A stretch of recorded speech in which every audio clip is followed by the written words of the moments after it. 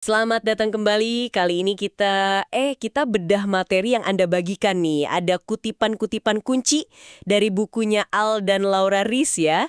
The 22 Immutable Laws of Branding sama The 11 Immutable Laws of Internet Branding.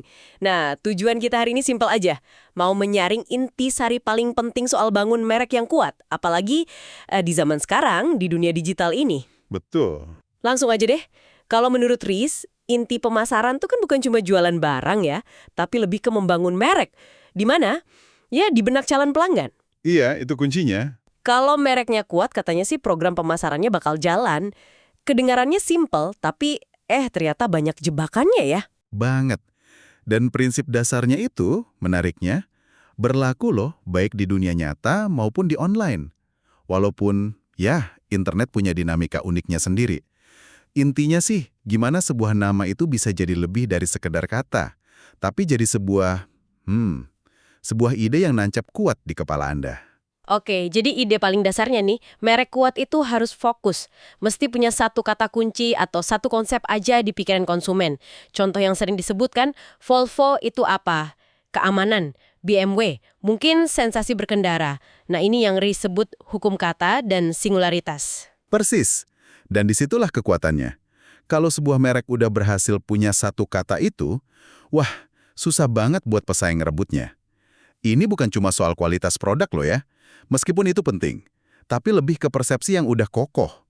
Kita kan cenderung mikir, kualitas terbaik itu datang dari yang spesialis, yang fokusnya jelas. Nah, ironisnya nih, jebakan pertama yang sering banget kejadian itu malah kebalikannya, yaitu melebarkan sayap terlalu jauh. Hukum ekspansi kalau kata Riz. Kayak misalnya Chevrolet gitu ya. Dulu mungkin citranya jelas, mobil Amerika gitu. Sekarang ada mobil besar, kecil, murah, mahal, truk. Jadi agak buyar ya fokusnya. Betul sekali, sumber ini bilangnya itu kayak memerah merek, bukan membangunnya. Mungkin ya jangka pendek penjualannya naik, tapi jangka panjang mereknya jadi kehilangan makna. Dan di internet, wah ini bisa fatal banget. Banyak kasus .com gagal itu karena melanggar hukum pilihan, istilahnya either or. Jadi mereka coba jadi toko fisik sekaligus toko online pakai nama yang sama, kayak Barnes& Noble dulu lawan Amazon yang murni online. Oh gitu. Jadi harus milih ya. Harus pilih. Internet itu dianggap bisnis baru, berarti perlu nama baru, atau cuma sekedar media promosi. Nah, kalau ini bisa pakai nama lama. Oke. Jebakan kedua, ini penting banget nih. Di internet kan minim petunjuk visual ya, yaitu pakai nama generik. Contohnya kayak books.com atau furniture.com gitu. Kedengerannya logis ya, tapi Riz bilang ini ciuman maut, hukum generik dan nama umum internet. Kenapa gitu ya? Karena otak kita itu otomatis nganggap nama generik itu ya mewakili seluruh kategori, bukan satu merek atau situs spesifik. Ah, iya, masuk akal. Jadi nggak ada identitas uniknya. Coba bandingin sama Amazon, Yahoo, eBay. Nama-nama ini kan unik ya, proper name. Lebih gampang diingat dan bisa bangun merek yang kuat. Jadi intinya sih, hindari nama umum sebisa mungkin lah kalau mau bangun merek online yang kokoh. Oke, sip. Jadi kalau ekspansi itu bahaya, nama generik juga keliru, terus strategi kuncinya gimana dong? Salah satunya tadi disebut kebalikan dari ekspansi. Mengerucutkan fokus, hukum kontraksi. Contohnya kayak Subway fokusnya di sandwich kapal selam aja. Atau Toys R Us fokusnya di mainan. Nah, itu dia.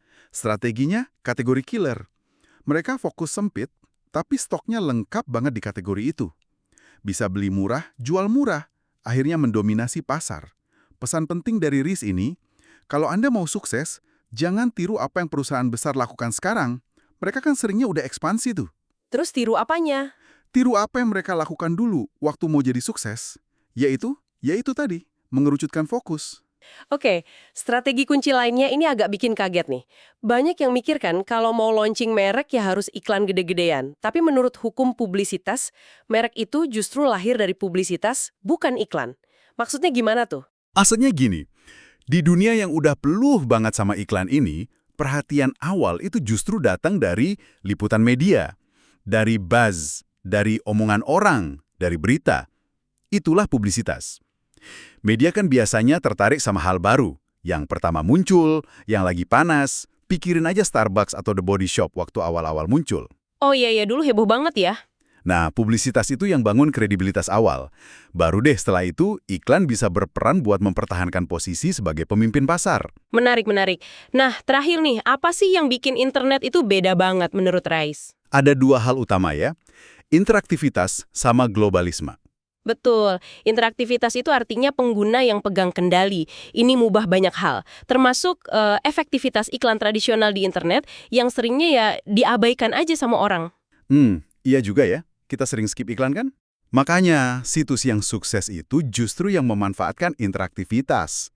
Misalnya, memungkinkan pencarian yang bisa di-custom, kasih rekomendasi kayak Amazon, terus ngasih tempat buat pengguna kasih ulasan, atau nanganin harga yang rumit secara instan. Terus yang kedua, internet itu kan tanpa batas geografis ya, globalisme. Ini peluang gede banget buat berpikir global dari awal. Bisa jangkau pasar di mana aja. Oke, jadi kalau dirangkum singkat nih dari obrolan kita, bangun merek yang kuat itu kuncinya fokus ke satu ide. Terus hati-hati sama jebakan ekspansi berlebih dan nama generik, apalagi kalau mainnya di online. Manfaatkan juga kekuatan publisitas buat dapat momentum awal. Dan jangan lupa, maksimalkan sifat interaktif dan jangkauan global dari internet itu sendiri. Tapi, ada satu pemikiran penutup nih yang cukup nyelekit dari sumber ini, buat Anda renungkan. Namanya hukum kematian merek. Wah, apa tuh? Riz ngingetin, nggak ada merek yang abadi. Kayak manusia aja, merek itu punya siklus hidup. Lahir, tumbuh, dewasa, terus ya mati. Pertanyaan pentingnya buat kita semua, kapan waktu yang tepat buat berhenti nyuntikin dana, berhenti buang sumber daya ke merek yang udah sekarat, dan mulai fokus investasi ke generasi merek berikutnya? Dalam juga ya pertanyaannya. Sesuatu untuk Anda pikirkan lebih lanjut. Oke, terima kasih banyak sudah menyimak pembahasan kita kali ini. Semoga wawasan dari sumber-sumber Anda tadi bisa ngasih perspektif baru ya buat kita semua.